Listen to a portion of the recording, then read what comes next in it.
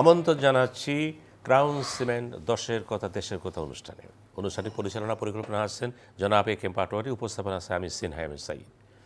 দর্শক, আমরা সবাই জানি যে বাংলাদেশ 20 কোটি লোকের দেশ এবং এই দেশে স্বাস্থ্য সেবা এবং ব্যবস্থাপনা একটা জটিল প্রক্রিয়া, এবং এটা উতরাইতে পারলে জনগণের প্রাপ্তি কোথায়, প্রত্যাশা কোথায়, এই গ্যাপ নিয়ে আজকে আমরা আলোচনার জন্য আমন্ত্রণ জানিয়েছি। আমার বায়ে আছেন ডক্টর মোহাম্মদ জহিরুল ইসলাম শাকিল, সেক্রেটারি জেনারেল ড্যাপ। আমার ডানে আছেন অধ্যাপক ডাক্তার জাহিদ রায়হান, অতিরিক্ত মহাপরিচালক স্বাস্থ্য অধিদপ্তর। আমি আপনাকে দিয়ে শুরু করছি।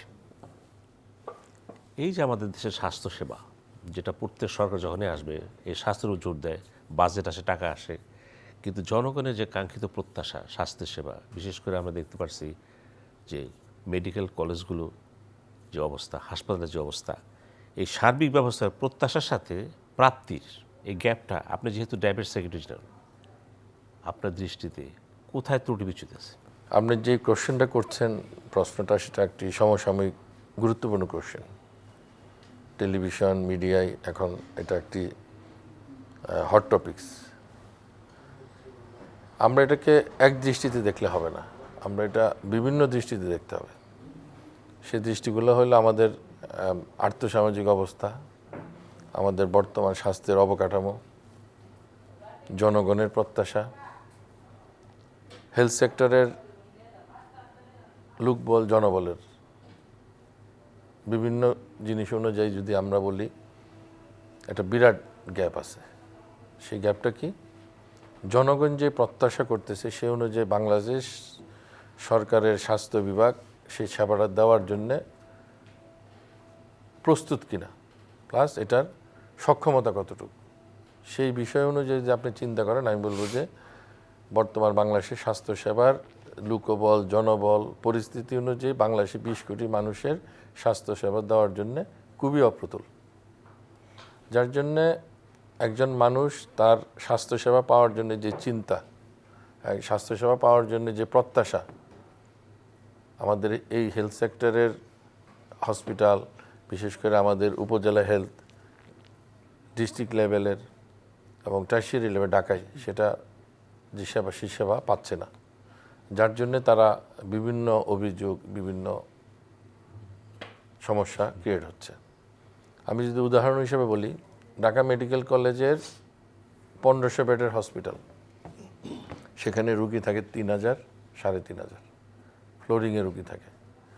সেই জনবল থাকার কথা 3000 রুগীর জন্যে, সেই অনুযায়ী নাই, কারণ সেখানে 1500 বেডের জনবল দেওয়া চলতেছে। 1500 বেডের ওষুধের সংস্থান সরকার করে, খাবারের ব্যবস্থা সরকার করে, কিন্তু 3000 মানুষকে সেটা দিয়ে চালাতে হয়। আপনি আউটডোরে যদি রুগী দেখেন, সেখানে ক্যাপাসিটি আছে হয়তো 2000-2500 দেখার জন্য, কিন্তু প্রতিদিন রুগী আসতেছে প্রায় 5 থেকে 6000। একজন ডাক্তারকে তার সকাল থেকে 2:30 পর্যন্ত সর্বোচ্চ 100 রুগী দেখার তার সময় আছে, কিন্তু সেখানে দেখতে হয় 200 থেকে 250 রুগী। সুতরাং আপনি তো প্রত্যাশা অনুযায়ী সেই সেবা পাবেন না। আপনার একটা মেডিকেল কলেজে যে ডায়াগনস্টিক ফ্যাসিলিটিস বা সক্ষমতা আছে, তার চেয়ে অনেক বেশি প্রতিদিন ইনভেস্টিগেশন করতে যায়। সুতরাং আপনি তো প্রত্যেকটা রুগীকে প্রতিদিন সেবা দিতে পারবেন না, ডায়াগনস্টিক ফ্যাসিলিটিস পরীক্ষা করাতে পারবেন না। যার জন্য আমাদের জনগণের সাথে আমাদের একটা দূরত্ব বা যে প্রত্যাশা, সেটা আমরা পারতেছি না, এবং এই জন্যে আমাদের বিভিন্ন ধরনের কমপ্লেন। এই সমস্যাটা প্রকট আরও বেশি হলো উপজেলা লেভেলে। একটা উপজেলা লেভেলে মেডিকেল অফিসার, আরএমও, ইমার্জেন্সি মিলে থাকার কথা 8 থেকে 10 জন, সেখানে আছে 3 থেকে 4 জন। বিশেষজ্ঞ চিকিৎসা থাকার কথা, সেখানে বিশেষজ্ঞ চিকিৎসা নাই। আমি আপনার কাছে আবার আসছি, কেন সমস্যার গভীরে চলে গেছেন। অধ্যাপক ডাক্তার জাহিদ রায়হান, আপনি অতিরিক্ত মহাপরিচালক স্বাস্থ্য অধিদপ্তর। এই যে ডক্টর শাকিল যে কথাগুলো বললেন, এর জবাব কি আপনার কাছে? আপনি তো ডক্টর শাকিলকে থামাই দিয়ে আমাকে প্রশ্ন করলেন, এখন আমি ওনার থেকে শুরু করব না নতুন করে শুরু করব? এটা শুরু করে যেখানে ভালো মনে করেন। আচ্ছা, একই কথা। আমাদের ডাক্তারদের কাছ থেকে আপনি যে তথ্যটা নেবেন, একদম ঢাকা মেডিকেলের প্রিন্সিপাল বা ডাইরেক্টর থেকে শুরু করে একদম ইউনিয়ন লেভেলের একজন মেডিকেল অফিসার একই কথা বলবে যে এখানে অর্থের সংকট, জনবলের সংকট, কিন্তু রুগীর সংকট নাই, রুগী প্রচুর। এখন এই অর্থের সংকট এবং জনবল সংকট ঠিক করার জন্য, কারেকশন করার জন্য আমরা কতখানি অ্যাড্রেস করতে পারছি, এটা $1 মিলিয়ন কোশ্চেন। যেমন আমি রিসেন্টলি একটা ঘটনা বলি, কুষ্টিয়া জেলার কুমারখালী হেলথ কমপ্লেক্স আমি গত সপ্তাহে ভিজিট করছি, খোকসা হেলথ কমপ্লেক্স ভিজিট করছি, কেরানীগঞ্জ হেলথ কমপ্লেক্স ভিজিট করছি, ফরিদপুর মেডিকেল ভিজিট করছি, Manikganj medical college hospital visit করছি। এর মধ্যে হেলথ কমপ্লেক্সের কথা বলি, ক্লিনিংয়ের জন্য একজন অ্যাপয়েন্টিও নাই, কোনো স্টাফ নাই।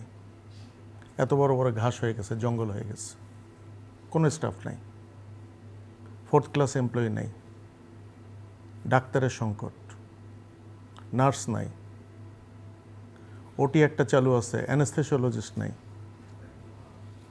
3-4জন করে বিভিন্ন স্পেশালিটির কনসালটেন্ট ইয়েতে হেলথ কমপ্লেক্সে medicine, surgery, gynae, orthopaedics, ENT consultant post আছে, ম্যান পাওয়ার নাই, ওটি হয় না ঠিক মতো।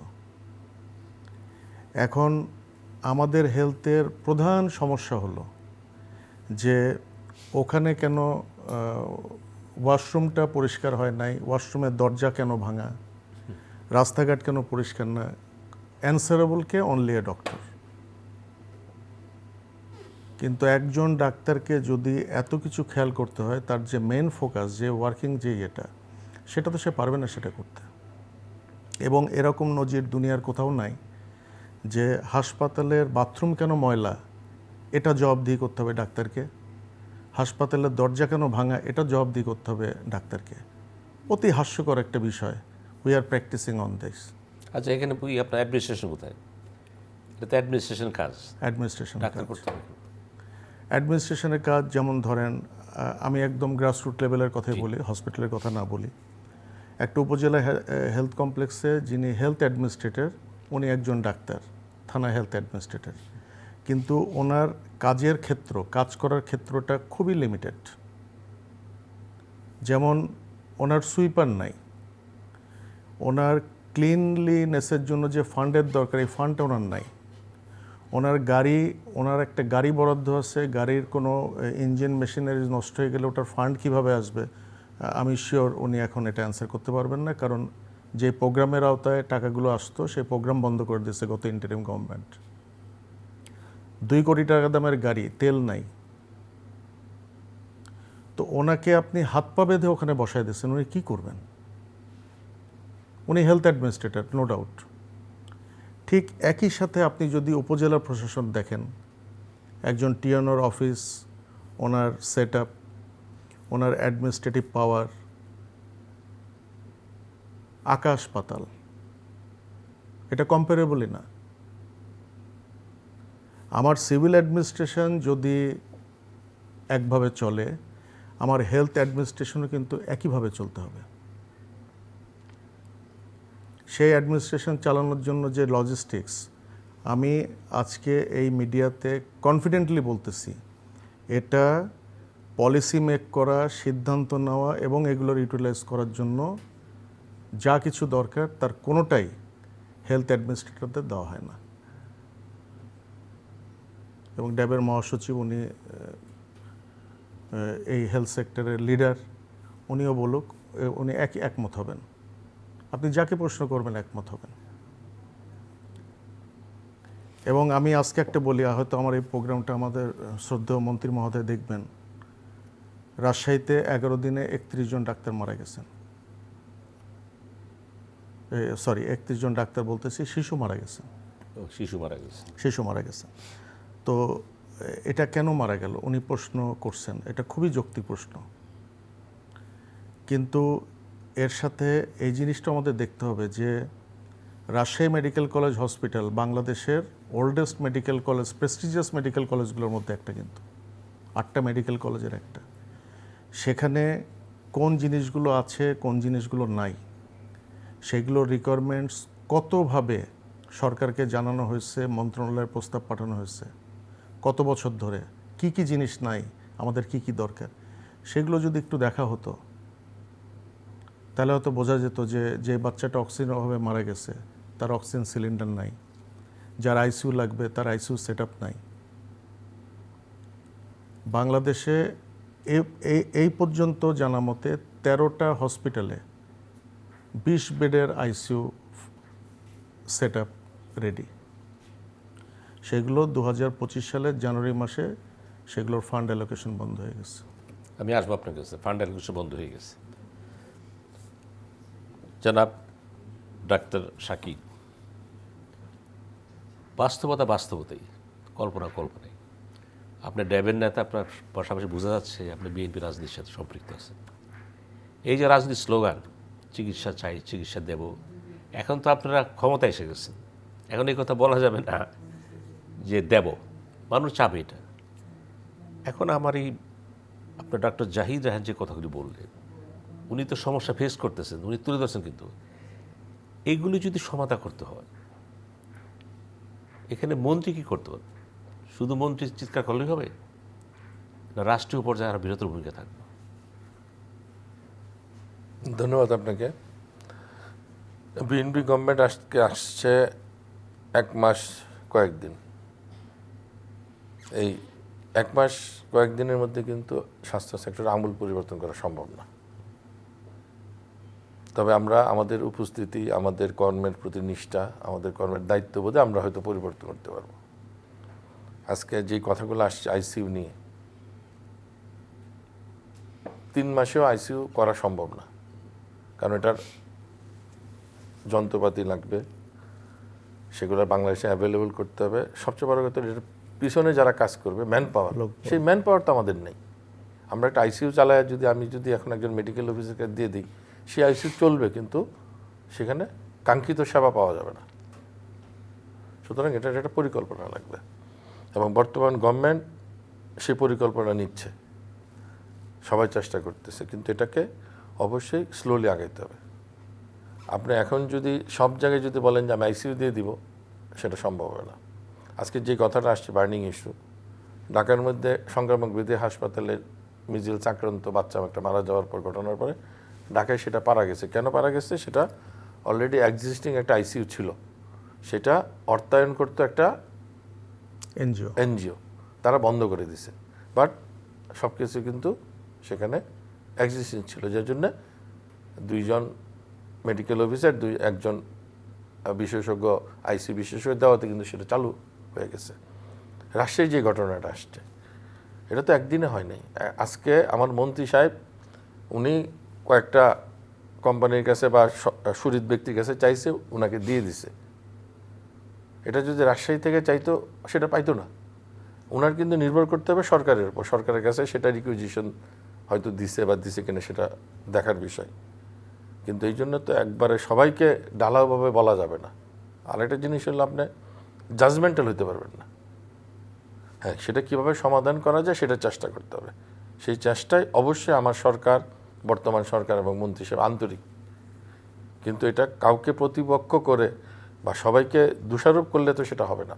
আজকে হয়তো উনি যে রাজশাহীটা সলভ করতে পারছেন, সিলেটেরটা, রংপুরেরটা, বরিশালেরটা, ময়মনসিংহেরটা, ওইটারও তো সলভ করতে হবে। আজকে ওখানে একটা প্রবলেম হয়েছে দেখে সেটা তাড়াতাড়ি সলভ হয়ে গেছে, এটার জন্য একটা পরিকল্পনা নিতে হবে। সেই পরিকল্পনা গভর্নমেন্ট নিচ্ছে, এবং সেটার জন্য যে বাজেট, সেই বাজেটের ব্যাপারে কিন্তু বর্তমান সরকার বলছে যে পর্যায়ক্রমে এটা 5% বৃদ্ধি করবে। সেটা বৃদ্ধি করলে অবশ্যই সেটার পরিকল্পনা হবে। আর এটার পিছনে যারা কাজ করবেন, বিশেষজ্ঞ চিকিৎসক তৈরির, ওটার জন্য যারা শুধু সাপোর্ট, ডাক্তার দিলে হবে না, সেটার জন্য ট্রেন্ড নার্স লাগবে। ট্রেন্ড যেই বয়টা কাজ করবে, সেই বয়টা ট্রেন্ড লাগবে, তাকে জানতে হবে মেশিনের কিছু না কিছু জানতে হবে, তার সেটা হ্যান্ডেল করতে হবে কীভাবে, বা কীভাবে সরাইতে হবে।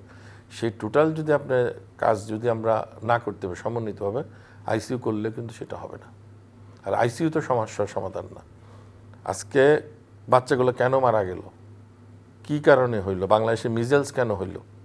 মিজেলস তো অলমোস্ট ইরাডিকেটের মতন ছিল ইপিআইয়ের মাধ্যমে, কেন হইল সেই কোশ্চেনের জবাব দেখ। বাংলাদেশে কেন মিজেলসের টিকা বন্ধ হয়ে গেল প্রাদুর্ভাব। সেটার জবাব দেখ। আগের গভর্নমেন্ট, যেটা ইন্ডিয়ান গভর্নমেন্ট, তার আগে আওয়ামী লীগ গভর্নমেন্ট যারা ছিল, তারা যে সারা বাংলাদেশের স্বাস্থ্য সেক্টরে লুটপাট করছে, তাদের ব্যাপারে পদক্ষেপ নেওয়া হোক। যারা জড়িত, চিকিৎসক জড়িত হোক, কর্মকর্তা জড়িত, তাদের বিরুদ্ধে তদন্ত করে তাদের শাস্তির আওতায় আনা হোক। অবশ্যই আমরা সেটা সমর্থন করব।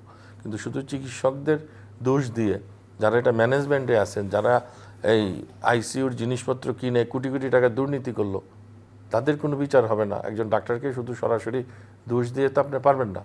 আপনি স্বাস্থ্য ব্যবস্থা এগিয়ে নিতে হলে অবশ্যই সবাইকে আস্থায় নিতে হবে।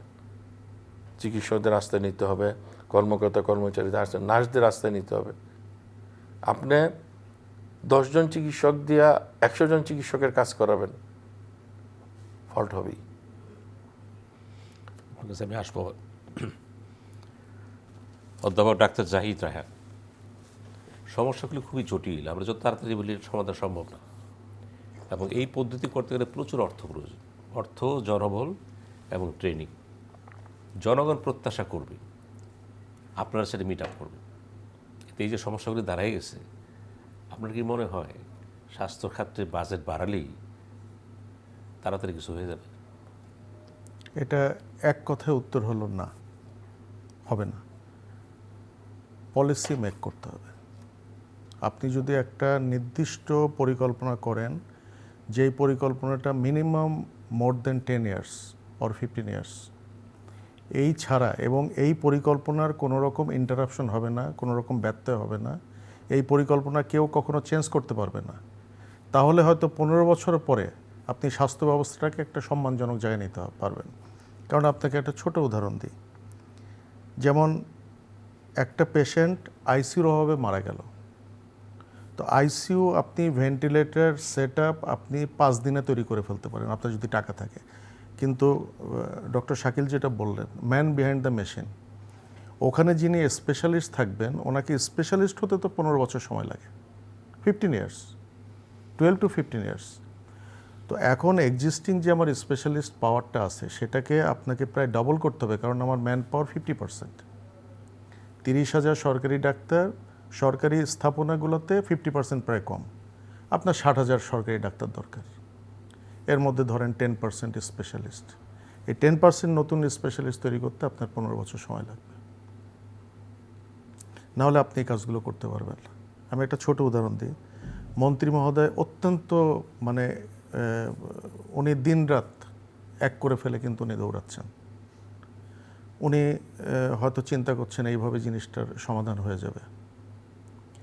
আমরা প্রথম দিন একটা অভিযানে গেছিলাম কলেজ গেটে, ওখানে প্রায় আমরা 4 ঘন্টা ছিলাম। এই 4 ঘন্টা কিন্তু উনি বসেনও নাই। ওনাকে অনেক রিকোয়েস্ট করছি আমরা, মন্ত্রী মহোদয় স্যার আপনি একটু বসেন, উনি বসেন নাই, রোমিং করে বেড়াইছেন। কিন্তু এইভাবে আমি কনফিডেন্টলি বলতে পারি, এইভাবে কিন্তু সমস্যার সমাধান হবে না। আজকে আমার আইসিইউতে যে পেশেন্টটা মারা যাচ্ছে, তাহলে প্রত্যেকটা পেশেন্টকেই তো মারা যেতে হবে আইসিইউতে।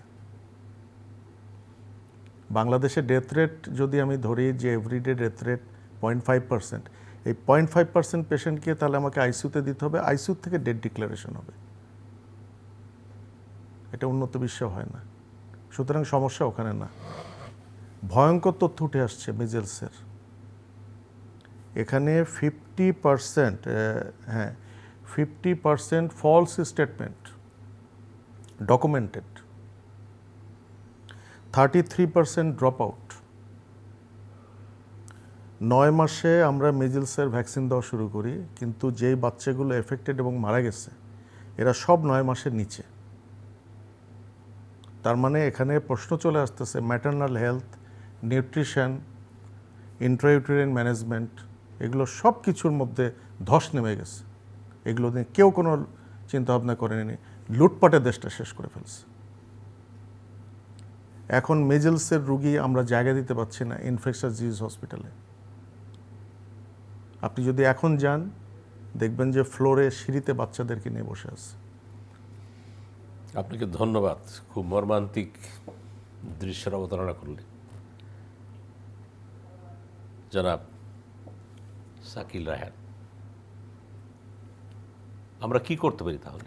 আমরা তো বাঁচতে চাই, মানুষের স্বাস্থ্য দরকার, সেবা দরকার। এখানে এই যে সমস্যাগুলো তো একেবারে বাস্তব সমস্যা। আপনি একে 1 মিনিট সময় বলুন। ধন্যবাদ। এই জন্য আমাদের একটাই দরকার, পরিকল্পনা আর আস্থা। সেই পরিকল্পনা আমাদের নিতে হবে হলো স্বল্পমেয়াদী, মধ্যমেয়াদী এবং দীর্ঘমেয়াদী। ইমিডিয়েট যে সমস্যা সেগুলো সমাধান করার জন্য স্বল্পমেয়াদে আমাদের কাজ করতে হবে। সেগুলো কি? যে আইসিইউ যেহেতু একটা বার্নিং ইস্যু, যেগুলো আইসিইউ ছিল, কারণ আপনারা জানেন যে বাংলাদেশে কোভিডের সময় কিন্তু অলমোস্ট সদর হসপিটাল পর্যন্ত আইসিইউ করা হয়েছিল, কিন্তু ম্যাক্সিমাম এখন বন্ধ। সেগুলোকে চালু করার একটা ব্যবস্থা নেওয়া যেতে পারে। চিকিৎসক সংকট আপনি একদিনে মিটাইতে পারবেন না, কারণ বাংলাদেশের হেলথ সার্ভিসে স্বাস্থ্য ক্যাডারে চিকিৎসক পিএসসির মাধ্যমে নিতে গেলে মিনিমাম 1 বছর থেকে 1.5 বছর লাগে। তাহলে আমাদের এই চিকিৎসক নিয়োগের জন্য আমাদের একটা শর্ট প্রসেস বের করে পিএসসির মাধ্যমে একটা বড় অংশ আমাদের নিয়োগ দিতে হবে। দ্বিতীয়ত আমাদের চিকিৎসকদের একটা সুষম বন্টন করতে হবে, ডিস্ট্রিবিউশন করতে হবে। কোনো জায়গায় হয়তো 10 জন আছে, সেখান থেকে কমায় যে সব জায়গায় কম আছে সেটা। আর আপনাদের আরেকটা যেটা একটা ইনফরমেশন হয়তো অনেকেই জানেন, আমাদের হেলথ সেক্টরের একটা বিরাট অংশ আছে বিসিএস হেলথ ক্যাডারের, যে যারা উচ্চ শিক্ষায় শিক্ষিত হচ্ছেন, কোর্সে আছেন, সেটার পর একটা বড় অংশ যারা বিভিন্ন হসপিটালে ট্রেনিংয়ে আছে, অথবা ফেস এ ফেস বি আমাদের বিএমইর আন্ডারে, তাদেরকে একটা ডিস্ট্রিবিউশন করে বেশি করে বিভিন্ন হসপিটালগুলো, ট্রেনিং হসপিটালগুলো, সেগুলো আমাদের আরেকটু আওতায় আনতে হবে।